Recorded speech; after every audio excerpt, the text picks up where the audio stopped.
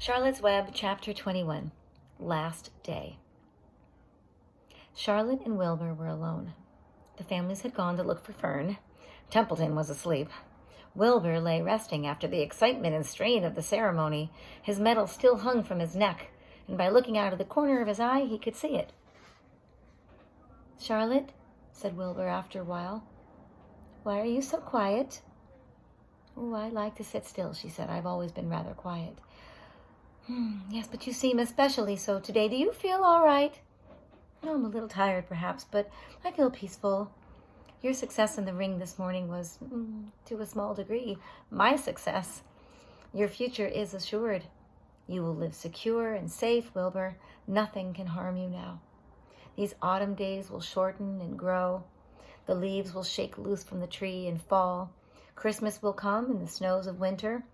You will live to enjoy the beauty of the frozen world, for you mean a great deal to Zuckerman, and he will not harm you, ever. Winter will pass, the days will lengthen, the ice will melt in the pasture pond, the song sparrow will return and sing, the frogs will awake, the warm wind will blow again. All these sights and sounds and smells will be yours to enjoy, Wilbur. This lovely world, these precious days." Charlotte stopped. A moment later, a tear came to Wilbur's eye. "Oh, Charlotte," he said, "to think that when I first met you, I thought you were cruel and bloodthirsty." When he recovered from his emotion, he spoke again. "Why did you do all this for me?" he asked. "I don't deserve it. I've never done anything for you." "You've been my friend," replied Charlotte. "That in itself is a tremendous thing. I wove my webs for you because I liked you. And after all, what's a life anyway? We're born, and we live a little, and we die. A spider's life can't help being something of a mess with all this trapping and eating flies. But by helping you, perhaps I was trying to lift up my life a trifle. Heaven knows anyone's life can stand a little of that." "Well," said Wilbur, "I'm no good at making speeches. I haven't got your gift for words, but you have saved me, Charlotte, and I would gladly give my life for you. I really would." "I'm sure you would, and I thank you for your generous sentiments." "Charlotte," said Wilbur, "we're all going home today. The fair is almost over. Won't it be wonderful to be back in home in the barn cellar again with the sheep and the geese? Aren't you anxious to get home?" For a moment, Charlotte said nothing, and then she spoke in a voice so low that Wilbur could hardly hear her words. "I will not be going back to the barn," she said. Wilbur leapt to his feet. "Oh, I'm not going back? Charlotte, what are you talking about?" "I'm done for," she replied. "In a day or two, I'll be dead. I haven't even the strength to climb down into the crate. I doubt if I have enough silk in my spinnerets to lower me to the ground." Well, hearing this, Wilbur threw himself down in agony of pain and sorrow, and great sobs racked his body, and he heaved and he grunted with desolation. "Charlotte," he moaned, "Charlotte, my true friend." "Oh, come on now. Let's not make a scene," said the spider. "Be quiet, Wilbur. Stop thrashing about." "But I can't stand it," he shouted. "I won't leave you here alone to die. If you're going to stay here, then I shall stay too." "Oh, don't be ridiculous," said Charlotte. "You can't stay here. Zuckerman and Lurvy and John Arable and the others will be back at any time now, any minute, and they'll shove you into that crate and, away you'll go. And besides, it wouldn't make any sense for you to stay. There would be no one to feed you. The fairgrounds would soon be empty and deserted." Wilbur was in a panic. He raced around and round the pen, and then suddenly he had an idea. He thought of the egg sack and the 514 little spiders that would hatch in the spring, and if Charlotte herself was unable to go home to the barn, at least he must take her children along. So Wilbur rushed to the front of the pen. He put his front feet up on the top board and he gazed around, and in the distance he saw the Arables and the Zuckermans approaching. He knew he would have to act quickly. "Where's Templeton?" he demanded. "He's over in that corner under the straw, asleep," said Charlotte. Wilbur rushed over and pushed his strong snout under the rat and tossed him into the air. "Templeton!" screamed Wilbur. "Pay attention!" The rat, surprised out of a sound sleep, looked first dazed and then disgusted.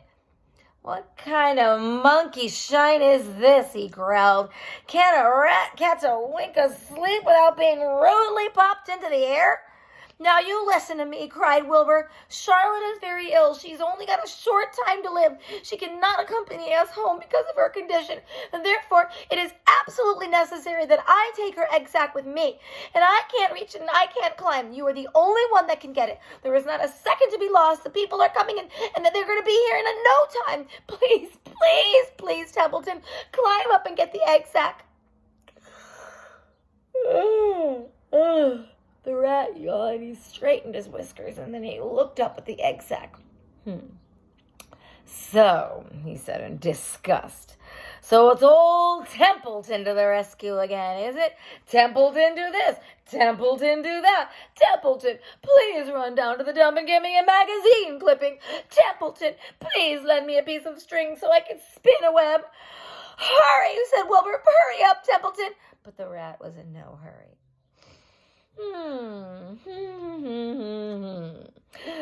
So it's hurry up, Templeton, is it? He said. Ho, ho. And what thanks do I ever get for these services, I would like to know? Never a kind word for old Templeton, only abuse and wisecracks and side remarks. Never a kind word for a rat. Templeton, said Wilbur in desperation, if you don't stop talking and get busy, all will be lost and I will die. I will die of a broken heart. Please climb up. Templeton lay back in the straw.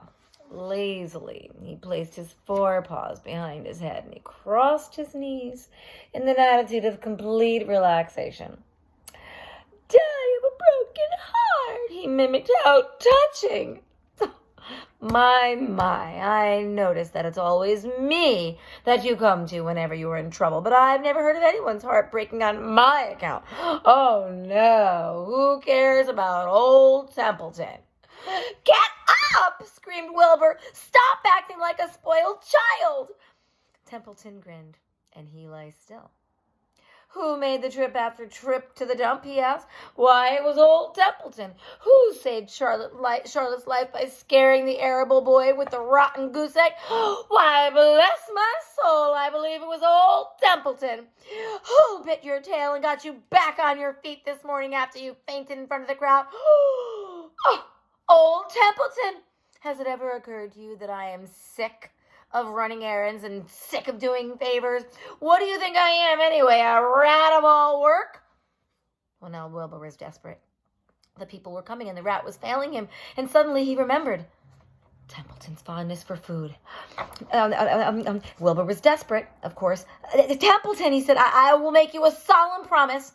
Get Charlotte's egg sac for me, and from now on I will let you eat first when Lurvy slops me. I'll let you have your choice of everything in the trough, and I won't touch anything until you're through. The rat sat up. Do you mean that? He said. I promise. Cross my heart. All right, then it's a deal, said the rat. He walked to the wall, and he started to climb. His stomach was still a little swollen from last night's gorge. Sorry. Groaning and complaining, he pulled himself slowly to the ceiling. He crept along until he reached the egg sac. Charlotte moved aside for him. She was dying, but she still had strength enough to move a little. And then Templeton bared his long, ugly teeth and began snipping the threads that fastened the sack to the ceiling. Wilbur watched him from below. Use extreme care, he said. I don't want a single one of those eggs harmed. In my mouth, complained the rat. It's worse than caramel candy. But Templeton worked away at the job, and he managed to cut that sack adrift and carry it to the ground, where he dropped it right in front of Wilbur. Wilbur heaved a great sigh of relief. Thank you, Templeton, he said. I will never forget this as long as I live. Neither will I, said the rat, picking at his teeth. I feel as though I've eaten a spool of thread. Well, home we go. Templeton crept into the crate and he buried himself in the straw. He got out of sight just in time. Lurvy and John Arable and Mr. Zuckerman came along at that moment, followed by Mrs. Arable and Mrs. Zuckerman and Avery and Fern. Wilbur had already decided how he would carry the egg sack. There was only one way possible. He carefully took the little bundle in his mouth, and he held it there on top of his tongue.